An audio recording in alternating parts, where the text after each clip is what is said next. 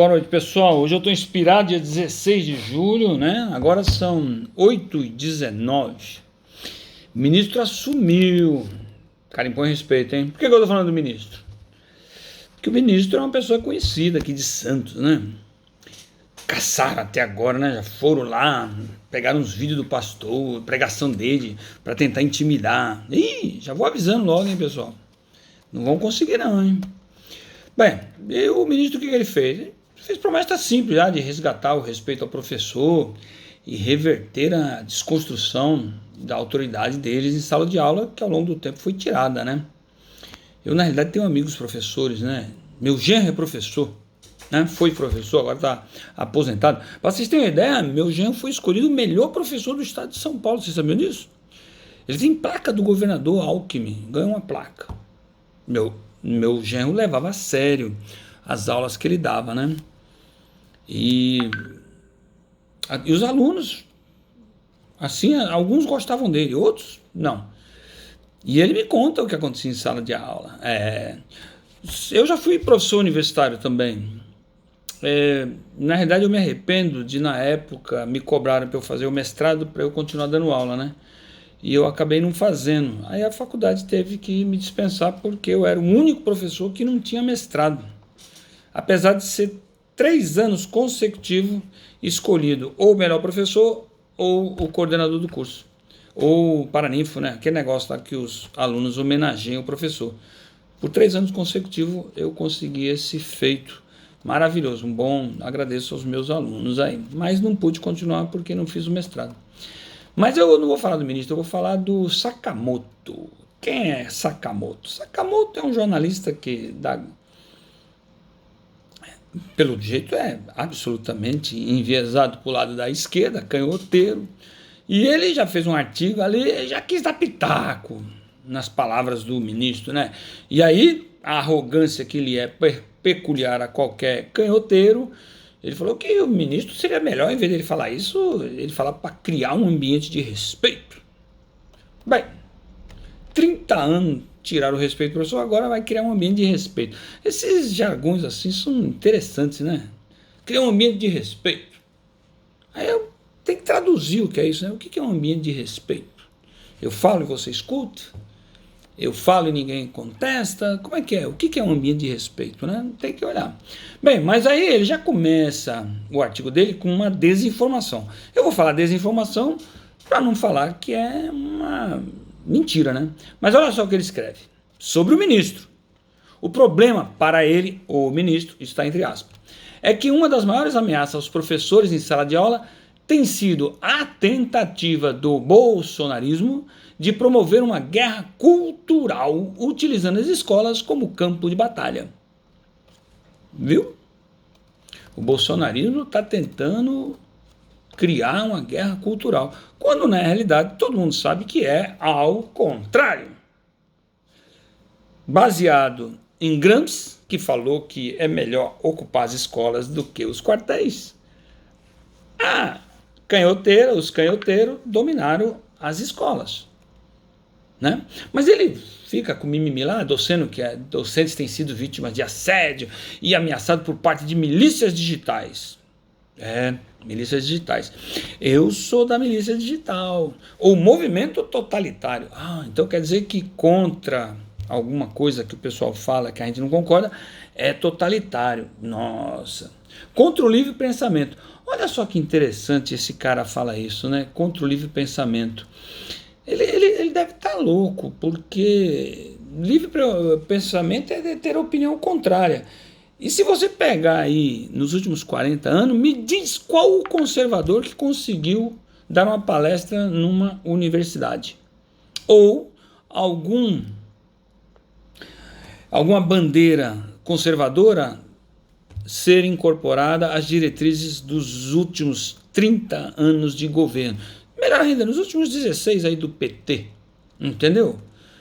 Aí ele vai falar que não, que agora, como deram um corte nesse negócio, vai pro mimimi, né? Que o professor está com medo por causa do apoio dessas milícias, das lideranças políticas, dessas lideranças religiosas, que para ele não está no artigo, mas para a esquerda é o obscurantismo.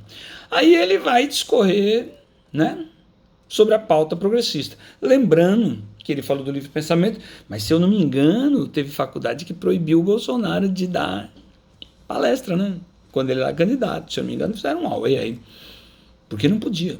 Aí ele vai para discorrer sobre a pauta progressista como se isso é que tem que ser discutido na escola.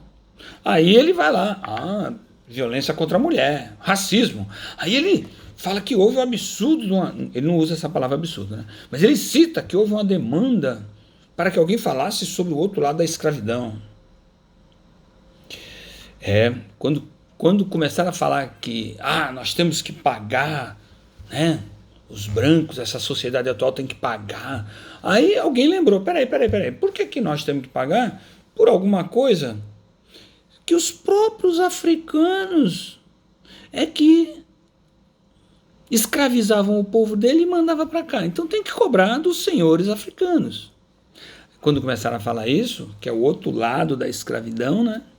Aí não pode falar. Não, os culpados são os brancos europeus e os caras que chegaram aqui no Brasil. O pessoal lá da África que escravizavam, que iam lá, recolhia os seus compatriotas e enfiava num navio negreiro, não, esses aí a gente não precisa falar nada.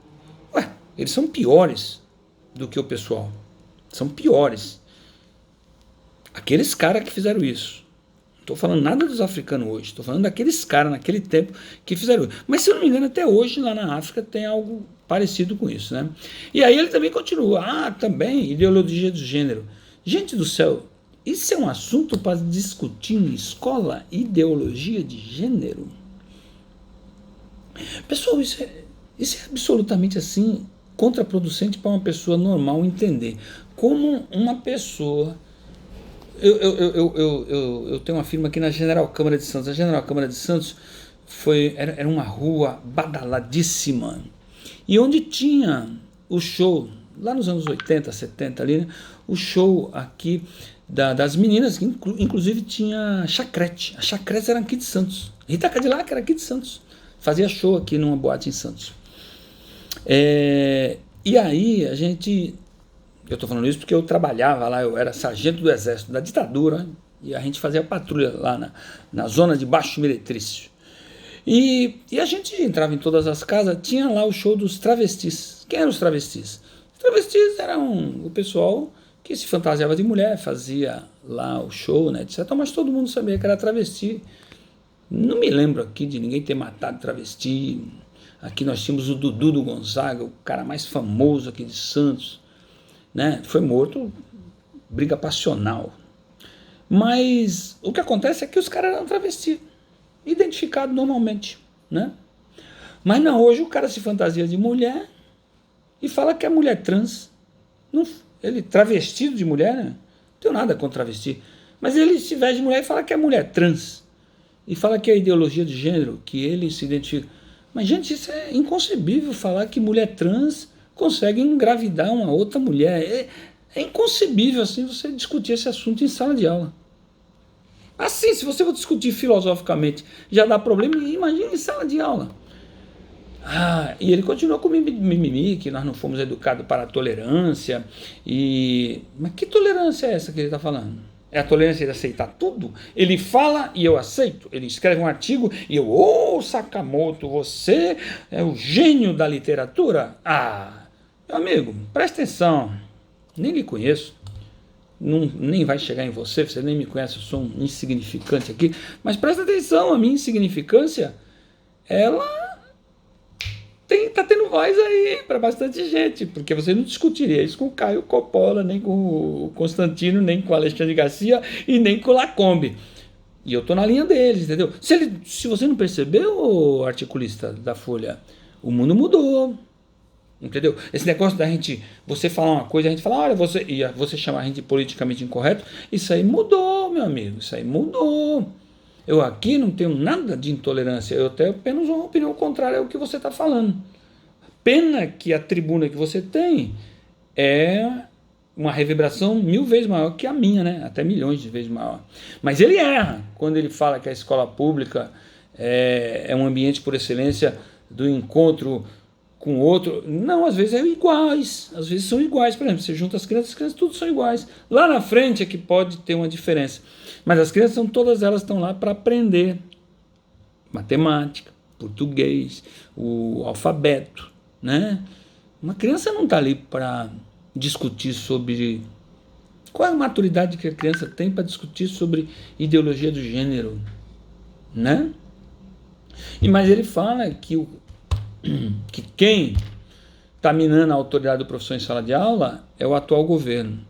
Não, isso não pode. Se não for uma desinformação, é uma afirmação mentirosa. Porque a autoridade do professor. Mas é muito tempo que o professor perdeu. O professor não pode mais falar em sala de aula, não pode mais tirar um aluno. O aluno entra na sala de aula, toca fogo dentro da sala, faz sexo dentro da sala de aula, fuma maconha dentro da colégio. E o professor não pode falar nada. Se ele reclamar, meu Deus do céu, a diretora... Estou falando isso, meu genro foi... Meu genro não, meu sogro. Ele foi professor, entendeu? Tocaram fogo dentro da sala de aula dele, entendeu? E aí ele entra aí ele fala que o atual governo tem limitado a autoridade do professor. Não, ele tem limitado o abuso de autoridade que algum professor faz em doutrinar as crianças. Isso o governo, se ainda não conseguiu fazer de um modo total, eu espero que ele faça. Mas aí ele entra no artigo dele com o que realmente interessa para ele, né? Querer que todo mundo acredite, ou melhor, que todo mundo não acredite que há uma ameaça globalista, comunista, socialista dentro das universidades. É claro que tem. Não adianta você escrever que não tem, porque tem. Vocês negam, Fábio Panuzzi, negam. Olha, esse pessoal tem medo, eles viajam numa ameaça comunista, o comunismo não existe mais. Pode até não existir o comunismo, aquele lá que Marx pensou.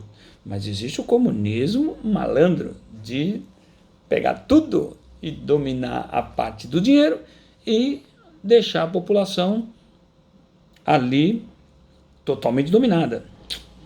Exemplo, China, né? Virou um capitalismo, mas tem 1 bilhão de pessoas dominadas. E aí ele entra na questão que a função da escola não é só ensinar, mas tem que conscientizar. E aí entra o poder das tradições, mas não podia esquecer da religião. O ministro é religioso. A grande realidade é que, nesse período todo, ninguém quer calar os professores. Os conservadores é que estavam calados. Os professores conservadores, tudo quietinho, não podia falar, porque todos eles são jogados, quando eu falo à esquerda, jogado à margem do processo, né? Eu duvido que tenha um professor que seja religioso nesse último tempo que ocupou algum cargo em algum desses governos esquerdistas. Eu duvido, pode até ter. E aí ele cai na maior esparrela intelectual que ele podia ter cometido, porque, aspa, ele que fala isso no artigo dele, como disse Paulo Freire, todos somos orientados por uma base ideológica. Então, meu amigo, se todo mundo é orientado por uma base ideológica, deixa o governo apresentar a ideologia do conservadorismo, ok? Então é isso. Por quê? Ele volta com a cantinela falando que não, que uma educação boa, um estado mínimo não dá isso. Bem, estado máximo, Cuba, Coreia do Norte, eu gostaria de saber como é que é a educação, ou os alunos desses países aí, né, o que eles produziram para o mundo, né? E aí ele prega o respeito às ideias divergentes e tudo que ele fala vai falar a respeito do ministro, né? E ele finaliza pedindo que a razão proteja o ministro. E aí eu vou discordar completamente, porque para proteger o ministro, eu vou pedir que Deus proteja o ministro. Porque se tem uma coisa nesse país que está assim bem complicada, é as coisas razoáveis, né? As coisas razoáveis talvez agora voltem ao normal, porque nós estávamos muito abusados com relação a aturar, nós estávamos muito ovelhas, já que é o pastor, né? Nós assim estávamos aceitando tudo sem reclamar, e agora não. A razão talvez possa ser colocada em prática, porque não é razoável o que esse pessoal prega como se fosse bem para a sociedade e não é. Então ele fala, ele pede que a razão proteja o ministro e eu peço que Deus proteja o ministro, ok? É isso aí, um beijão, 15 minutos, eu tô ficando abusado, hein? Não sei se todo mundo vai ver até o final. Um beijo aí, pessoal, inscrevam-se no canal, beijo.